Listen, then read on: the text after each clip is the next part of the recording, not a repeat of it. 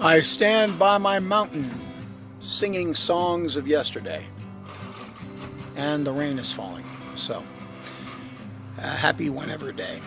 I'd like to talk about fortitude, so I will.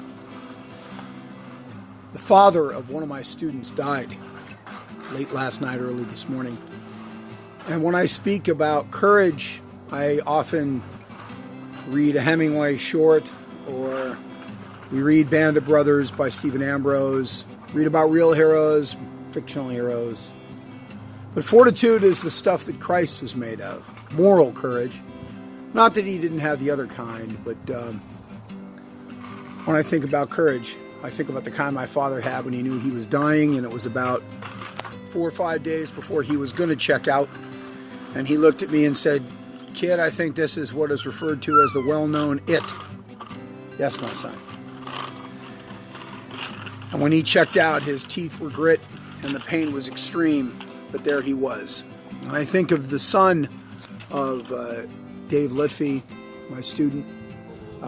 Dave is the father who died last night. And his wonderful son, my student. And I think of the moral courage that the father had. I spoke to him at length for about 90 minutes in a couple of separate conversations back in July and August when I was getting to know him, because his son was about to be my student. And about 13 seconds into our first conversation, I realized this is a guy I should have known for the last 40 years. And now, blessed be me, I get to know his kid even more. We're going to lay that man to rest, and it's going to take a lot of fortitude. It's going to take a lot of moral courage. It's going to take intestinal and moral and spiritual strength that many have, but so many others lack and desperately need in this time in which courage of that shape and size and sort is so lacking.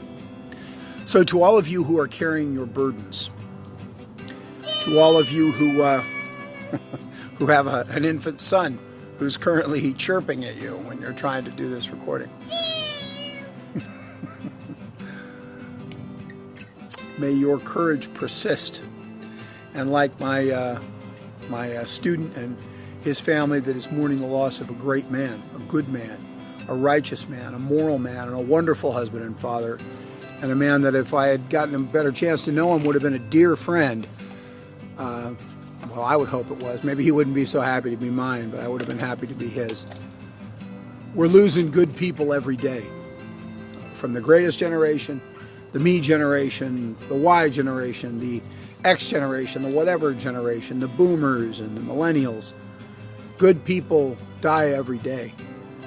And those of us left behind, we need that fortitude to press on. Here's to that fortitude to get us through the tough times. That's when we need it most. When everything's cruising, who needs it? So, God love a gracious soul. God love Mr. Litfy, and bless us all to know a man or a woman of that merit and that value and that fortitude. Good night, everybody.